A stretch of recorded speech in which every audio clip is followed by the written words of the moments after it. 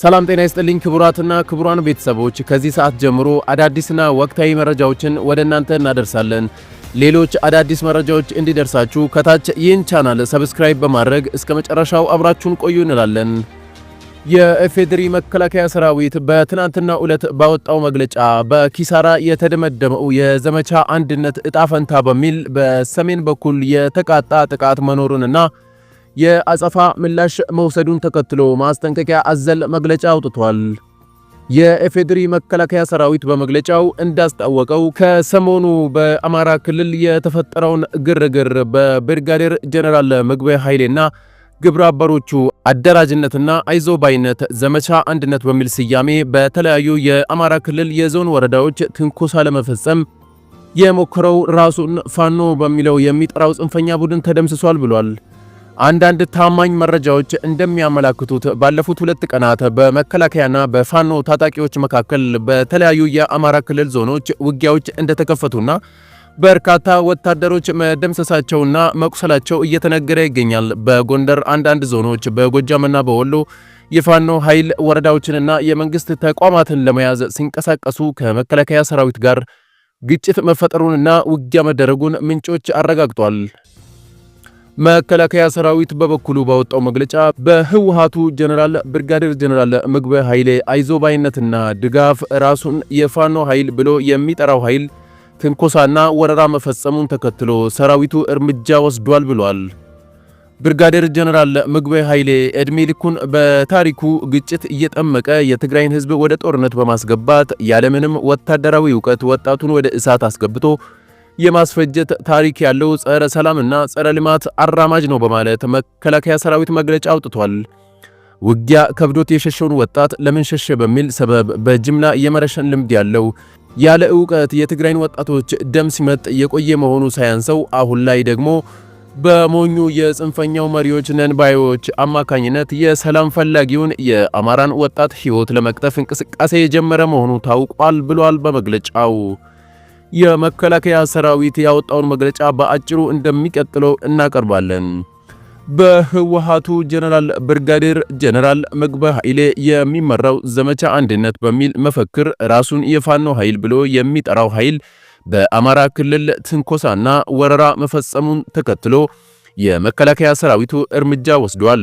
ባለፈው ጊዜ በነበረው የሰሜኑ ጦርነት በመቶ ሺህ የሚቆጠር የትግራይ ወጣትን እያስረሸነ የፈጀ የጥቁር ታሪክ ጸሐፊነቱ ሳያንስ አሁን ላይም መሰል ድርጊት ለመፈጸም እየተንቀሳቀሰ ያለው ምግበይ ኃይሌ ምዕራብ ትግራይን አስመልሳለሁ በሚል እሳቤ 2 ጊዜ የፌደራል መንግስት ሰራዊትን ለማጥቃት ሞክሮ በ10 ሺህ የሚቆጠሩ ወጣቶችን ያስበላ ውጊያ እምቢ ስለው የራሱን ታጣቂዎች ረሽኖና ገድሎ ውጊያው ሳይሳካለት አከርካሪው ተመቶ ሸሽቷል። ምግበይ ኃይሌ ዘረፋና ሌብነት የተካነበት መደበኛ ስራው ነው። በአሁኑ ጊዜ የትግራይን ወርቅ እየዘረፈ በኤርትራ በኩል አድርጎ እየሸጠ ይገኛል። በኢህአዴግ ዘመን በዘረፋና ሌብነት ታዋቂ የነበረ ብቻ ሳይሆን በሰረቀውና በዘረፈው ገንዘብ አዲስ አበባ ላይ ፎቆችን የደረደረ አለፍ ስልም ዱባይ ላይ ፎቆችን ለመስራት በቅርብ ጊዜ የተዋዋለ ስለመሆኑ ታውቋል። በጦርነት ካስፈጀው ወጣት በተጨማሪ የረሸናቸው በብዙ ሺዎች የሚቆጠሩ ወጣቶች በመኖራቸው ትግራይ ሰላም እንዳትሆን ከቶውንም አይፈቅድም። ምክንያቱም ደግሞ የትግራይ ህዝብ ልጆቹን ይጠይቀኛል የሚል ስጋት አንደኛው ሲሆን፣ ሌላኛው ደግሞ እያደረገ ያለው የወርቅ ዘረፋ እንዳይጋለጥበት በማሰብ ነው።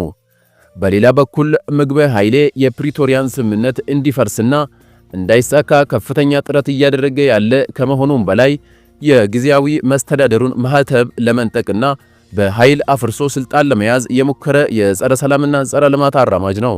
የሰላም ጠንቅ የሆነው ምግበይ ኃይሌ ለዚህ መሰሪ ተግባሩ ፋኖ የተባለውን ኃይል እንደ ተባባሪነት በመጠቀም ጽንፈኛው ፋኖ በራሱ ክልል ላይ ያልተገባ ውድመት እንዲፈጽም አዞታል።